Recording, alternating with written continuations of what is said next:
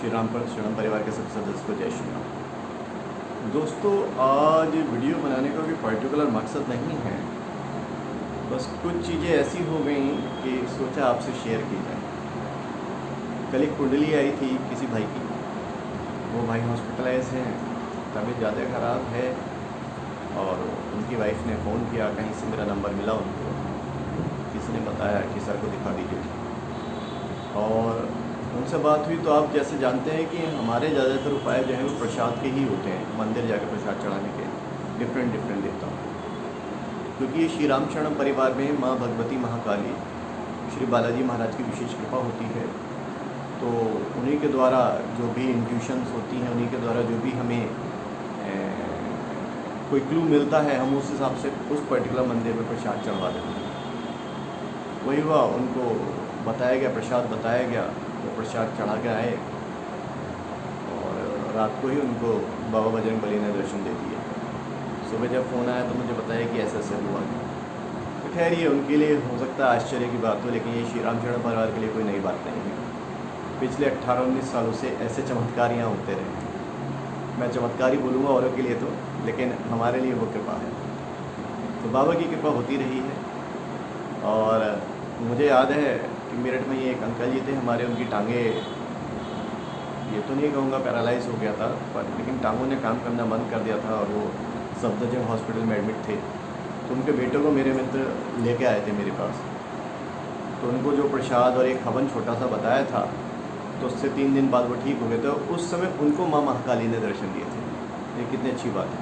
हम तरस रहे हैं दर्शनों के लिए, लेकिन वहाँ दर्शन हुए और वो 2-3 दिन में ठीक हो गए, जबकि उनका बहुत मोटा पैसा जा रहा था वहाँ पे।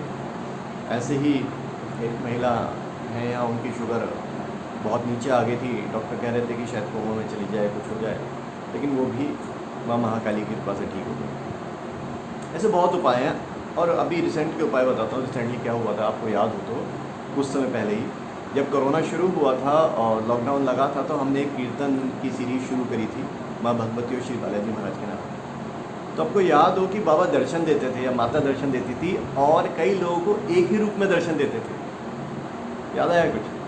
मतलब एक ही रूप, जिसने मान लो कोई बैठा है चंडीगढ़ में, उसने कोई बाबा का रूप देखा, वही स्वरूप दूसरा बता रहा है शामली में बैठा हुआ कि हाँ मुझे बाबा ऐसे दिखाई दिए। वही रूप मुरादाबाद में बैठी हुई एक महिला बता रही है कि हाँ मुझे ऐसे दिखाई दिए। वही रूप मेरठ में बैठे हुए एक अंकल जी हैं, वो बता रहे हैं कि हाँ मुझे बाबा ऐसे दिखाई दिए। एक ही रूप में दिखाई दे रहे, माँ दिखाई दे रही है, कान्हा जी दिखाई दे रहे हैं। तो ये बालाजी महाराज की कृपा है। जो लोग श्री बालाजी महाराज मेहंदीपुर धाम से जुड़े हुए हैं, उनको ये चीज़ें दिखती हैं, या उनके दरबार में ये चीज़ें दिखती हैं, सीधी सी बात है। अब कुछ कहेंगे कि अनपढ़ हैं, कैसे जाहिलों वाली बात। ठीक है भाई, जाहिल ही सही। भक्ति के लिए जाहिल होना ही अच्छा। भक्ति में विज्ञान कुछ नहीं चाहिए। विज्ञान से परे। ये मुझे संत ने बोला था कि ज्ञान जो है वो विज्ञान से परे है। तो वही बात मैं कह रहा हूँ। और अगर ऐसा नहीं है तो क्यों वो इतनी जल्दी लोग ठीक हो जाते हैं, या क्यों उनके काम बन जाते हैं? ऐसे बहुत सारे केसेस ये होता है। तो बस आज जब उनका फ़ोन आया तो मुझे भी हार्दिक खुशी हुई, और भगवान से यही प्रार्थना है, माँ भगवती और श्री बजरंग बली से, कि जो जातक हैं जिन्हें दर्शन में वो जल्दी स्वस्थ हों और ठीक हों, अपने घर ठीक ठाक रहें। और मैंने सोचा आपसे शेयर कर लें कि इस दरबार में ये होता रहता है। श्री राम शरण परिवार में ये होता रहता है। अभी पूछूँ तो थोड़ा फंबल भी कर रहा हूँ। तो ये होता रहेगा और ये चलता रहेगा, और आपका प्यार ऐसे ही मिलता रहे। इसी शुभकामना के साथ जय श्री राम।